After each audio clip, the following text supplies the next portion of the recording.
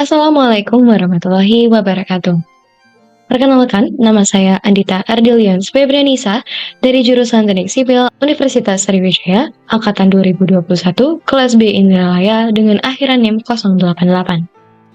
Pada kesempatan kali ini, saya akan menjelaskan materi seputar kesehatan dan keselamatan kerja atau K3, yaitu mengenai alat pelindung diri.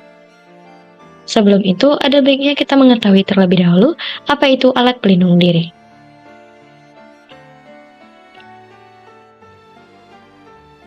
Apa itu alat pelindung diri atau APD? Menurut Sumakmur tahun 2009, alat pelindung diri atau APD adalah suatu alat yang dipakai untuk melindungi diri atau tubuh terhadap bahaya-bahaya kecelakaan kerja. Alat pelindung diri ini mengisolasi sebagian atau seluruh tubuh dari potensi bahaya di tempat kerja. Sehingga dapat disimpulkan bahwa alat pelindung diri atau APD merupakan alat yang digunakan sebagai bentuk pencegahan terjadinya cedera serius dan mengurangi tingginya tingkat kecelakaan kerja. Landasan hukum penggunaan alat pelindung diri.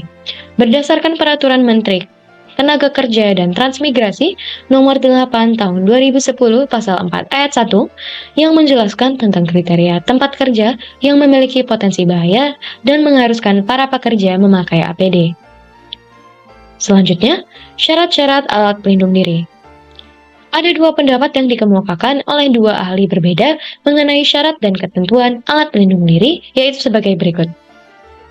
Yang pertama, menurut Siswanto tahun 1993, ketentuan yang harus dipenuhi dalam pemilihan APD adalah: yang pertama, berat alat pelindung haruslah ringan untuk menghindari timbulnya rasa ketidaknyamanan saat digunakan. Kedua, alat pelindung diri harus memenuhi standar yang telah ada. Ketiga, penggunaan alat pelindung mudah untuk digunakan atau fleksibel dan memiliki jangka waktu pemakaian lama atau awet. Keempat, komponen fungsional alat pelindung harus mudah didapat guna mempermudah pemeliharaannya. Yang kelima, mampu memberikan perlindungan yang kuat terhadap pemakainya dari bahaya tertentu secara fisik. Keenam, tidak menimbulkan bahaya bagi penggunanya yang disebabkan oleh bentuk APD atau cara penggunaan APD yang salah. Ketujuh, alat tersebut tidak membatasi gerakan dan persepsi sensoris pemakainya.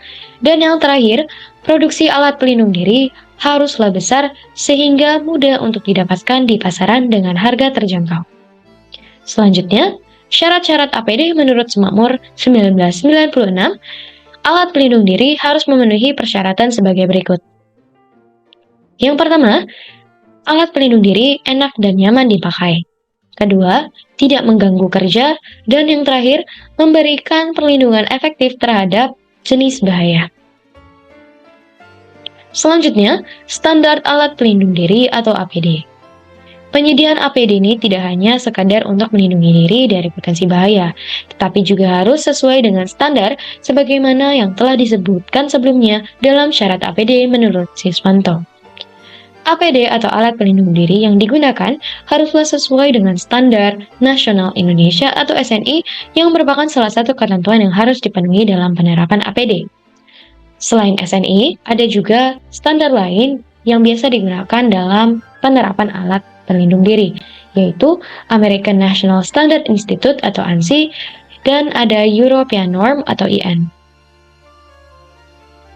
Berikut ini adalah standar alat pelindung diri sebagaimana yang dapat teman-teman lihat pada tabel tertera.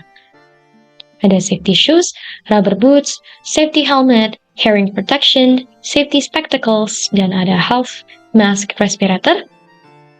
Kemudian ada disposable dust mask, rompi reflektor, cotton hand gloves, rubber or nitrile gloves, PVC coated gloves, leather gloves, cut resistant gloves, welding mask atau kedok las, kemudian ada welding gloves atau sarung tangan las. Kemudian ada sarung tangan las lain yaitu argon. Kemudian ada baju pelindung las atau welding apron.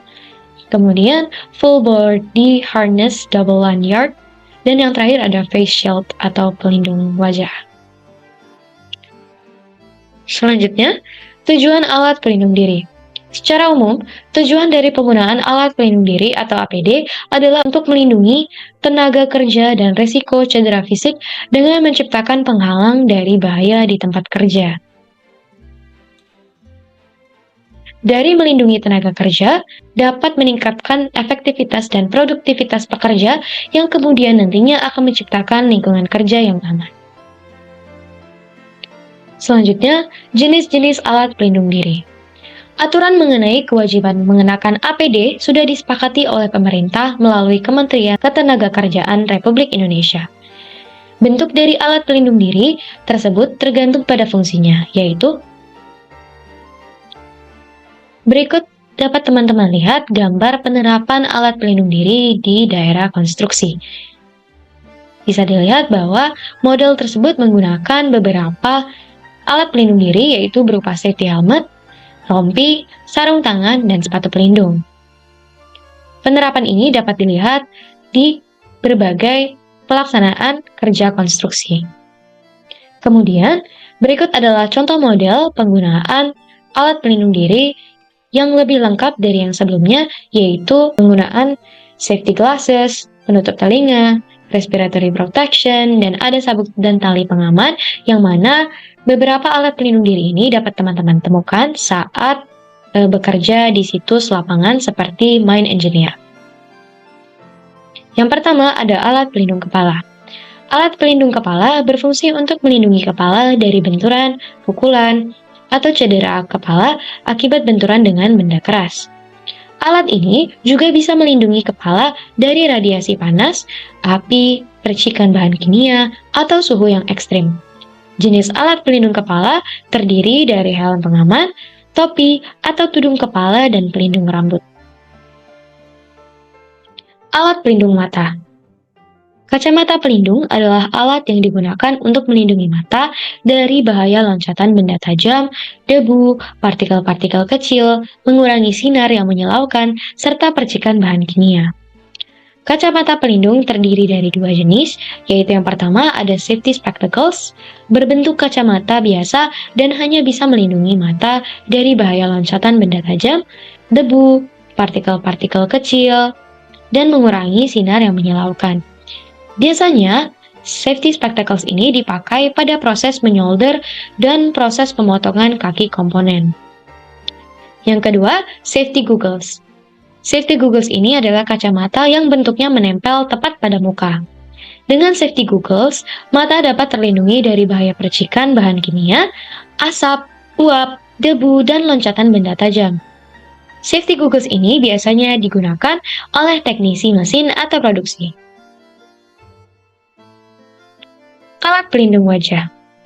Alat pelindung ini berfungsi untuk melindungi mata dan wajah dari paparan bahan kimia berbahaya, gas, dan partikel yang melayang di udara atau air, percikan benda kecil, serta uap panas. Alat pelindung diri yang menutup wajah dan mata juga penting digunakan untuk mengurangi resiko munculnya gangguan kesehatan atau cedera akibat paparan radiasi, pancaran cahaya, serta benturan atau pukulan benda keras dan tajam. Alat pelindung telinga. Alat pelindung telinga terdiri dari berbagai jenis seperti sumbat telinga atau earplug atau penutup telinga atau earmuff. Penyumbat telinga atau earplug digunakan untuk melindungi alat pendengaran yaitu telinga dari intensitas suara yang tinggi. Dengan menggunakan earplug, intensitas suara dapat dikurangi hingga 10 sampai 15 desibel. Earplug biasanya digunakan oleh pekerja yang bekerja di daerah produksi yang memiliki suara mesin tinggi seperti SMT atau Surface Mount Technology ataupun mesin produksi lainnya. Yang kedua, penutup telinga atau earmuff, yaitu alat yang digunakan untuk melindungi alat pendengaran dari intensitas suara yang tinggi. Earmuff dapat mengurangi intensitas suara hingga 20 sampai 30 desibel. Earmuff terdiri dari headband dan ear cup yang terbuat dari bantalan busa sehingga dapat melindungi bagian luar telinga atau dalam telinga. Earmuff sering digunakan oleh teknisi mesin dari generator atau genset. Alat pelindung saluran pernapasan. Fungsi alat pelindung ini adalah untuk melindungi organ pernapasan dengan cara menyalurkan udara bersih atau menyaring paparan zat berbahaya seperti kuman, debu, kabut, uap, asap, dan gas kimia tertentu agar tidak terhirup dan masuk ke dalam tubuh. Beberapa contoh alat pelindung pernapasan meliputi yang pertama, masker, kedua ada respirator, yang ketiga ada tabung atau cartridge khusus yaitu untuk menyalurkan oksigen, dan yang terakhir ada tangki selam atau regulator untuk pekerja yang bekerja dalam air. Jika pekerja mengalami gangguan pernapasan di tempat kerja, idealnya juga tersedia alat bantu pernapasan seperti masker dan tabung oksigen. Alat pelindung tangan. Pelindung tangan atau sarung tangan berfungsi untuk melindungi jari-jari tangan dari api, suhu panas atau dingin, radiasi, arus listrik, bahan kimia, benturan atau pukulan, tergores benda tajam, dan infeksi. Sarung tangan umumnya terbuat dari material yang beraneka macam, tergantung pada kebutuhan dan pekerjaannya. Ada yang terbuat dari logam, kulit kanvas, kain, karet, atau bahan khusus untuk melindungi tangan dari zat kimia tertentu. Alat pelindung kaki. Alat ini berfungsi untuk melindungi kaki dari benturan atau tertimpa benda berat, tertusuk benda tajam, terkena cairan panas atau dingin, dan bahan kimia berbahaya, serta terpeleset karena permukaan yang licin. Jenis alat pelindung kaki berupa sepatu karet atau safety boots. Kemudian, rompi proyek. Rompi keselamatan berwarna hijau dengan corak warna yang tinggi dan jelas. Biasa digunakan untuk pekerja lapangan seperti petugas lalu lintas, keamanan, kebersihan, transport, tambang, dan lainnya. Rompi dengan warna oranye menyala ini merupakan rompi yang paling sering digunakan oleh para pekerja lapangan yang bekerja pada proyek konstruksi. Biasanya, rompi warna oranye ini dibuat dari bahan material jaring dengan ketahanan bahan yang kuat. Sabuk dan tali pengaman. Beberapa pekerjaan mengharuskan pekerjanya untuk bekerja pada posisi yang cukup berbahaya seperti di ketinggian atau ruangan yang sempit di bawah tanah. Sabuk dan tali pengaman ini berfungsi untuk membatasi gerakan pekerja agar tidak terjatuh dan terlepas dari posisi yang aman. Masalah pemakaian APD atau alat pelindung diri. Alat pelindung diri akan sangat bergantung pada perilaku pekerja yang menggunakannya. Tidak jarang, pekerja yang menggunakan alat pelindung diri malah menjadi korban kecelakaan kerja. Pada saat itu, dapat dikatakan alat pelindung diri gagal melindungi pekerja dari kecelakaan kerja. Lalu, apa saja yang membuat kesalahan alat pelindung diri atau APD terjadi? Yang pertama, alat pelindung diri tidak digunakan dengan benar. Pekerja yang telah diberikan APD harus diberikan pelatihan yang benar tentang cara penggunaan alat pelindung diri. Beberapa perusahaan mungkin sudah menyediakan APD bagi pekerja, tetapi jika pekerja tidak mengetahui cara menggunakan APD tersebut, bagaimana mungkin APD bisa seefektif melindungi pekerja? Oleh karena itu, dibutuhkan adanya pelatihan yang benar. Kedua, APD tidak dirawat atau disimpan dengan benar. Kebanyakan APD telah menyediakan instruksi cara perawatan, pembersihan, dan penyimpanan yang baik. Jika hal ini diabaikan, tentunya dapat mengurangi efektivitas APD itu sendiri. Misalnya saja, earmuff disimpan di sembarang tempat.